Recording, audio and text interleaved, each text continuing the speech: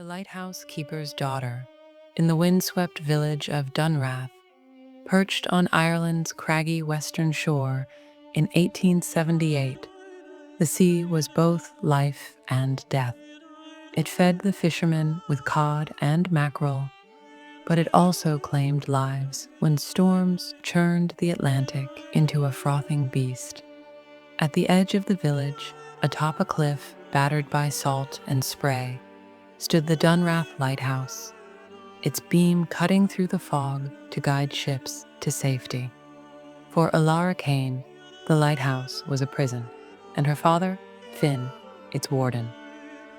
Alara, 16 and restless, leaned against the cold stone wall of their cottage, her dark curls whipping in the wind.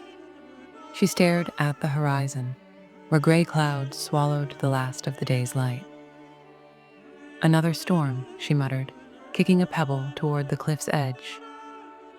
She hated Dunrath, its damp air, its endless gulls, its smallness.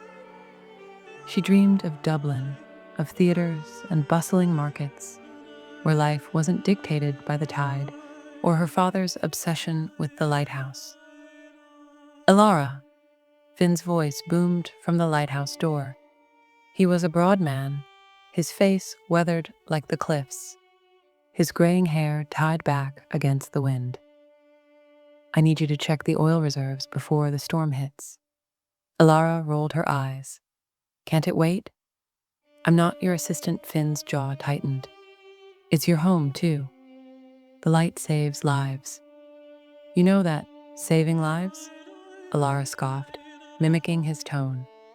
"All I know is I'm stuck here while you polish that blasted lamp. I want to see the world, Da, not rot in this village." Finn sighed, his eyes softening. "The world's not going anywhere, lass. But the ships out there, they need us, tonight. Come on now." Grumbling, Alara followed him into the lighthouse.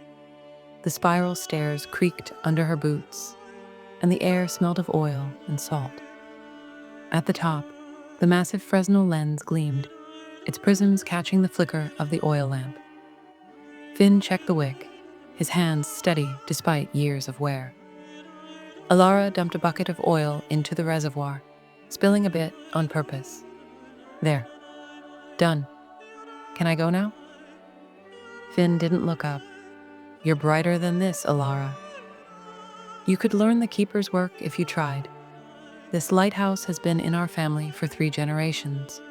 It's a calling, a curse, you mean?" She snapped. "I'm not you, Da. I won't spend my life trapped here."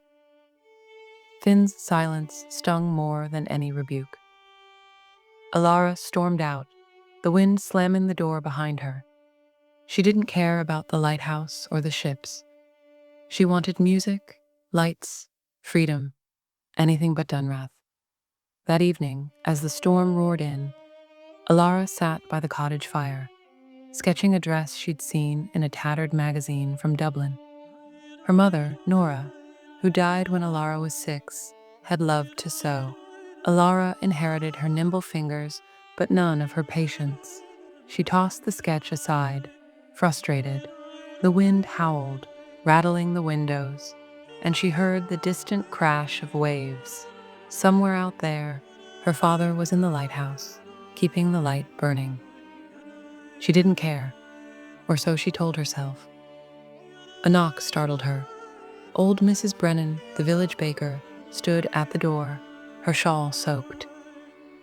"Alara, there's trouble. A ship signaled distress off the point. Your Da's gone out with the lifeboat crew." Alara's stomach twisted. "He's what? In this storm?" "Aye," Mrs. Brennan said, her voice grave. "The Mary Ellen, a merchant ship, is caught on the rocks. Finn's leading the rescue. You'd best pray for him." Alara ran to the cliff's edge, her cloak flapping like a trapped bird. The sea was a monster, waves crashing against the rocks below, foam glowing under the lighthouse's beam. She could just make out the lifeboat, a speck bobbing in the chaos. Her father was out there, risking his life for strangers. Foolish, she thought, but her heart pounded with fear. She climbed the lighthouse stairs, her breath ragged. The lamp burned steadily, its light sweeping the darkness.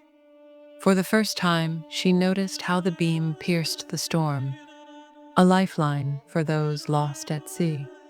She checked the oil, her hands shaking, and adjusted the wick as she'd seen her father do. It wasn't much, but it felt like something. Hours passed, the storm unrelenting. Alara stayed in the lighthouse, feeding the lamp, her eyes fixed on the sea. Dawn broke, gray and cold, and the lifeboat returned. Villagers gathered at the shore, cheering as the crew disembarked with the ship's sailors. 10 men, shivering but alive. Alara ran down, searching for her father.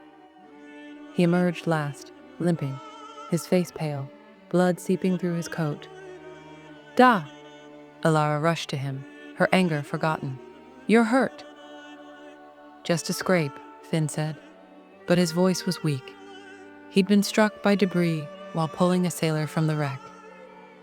The village doctor, Mr. Callahan, took him to the cottage, bandaging a deep gash in his leg. He needs rest, the doctor said, and someone needs to tend the lighthouse tonight. Alara hesitated.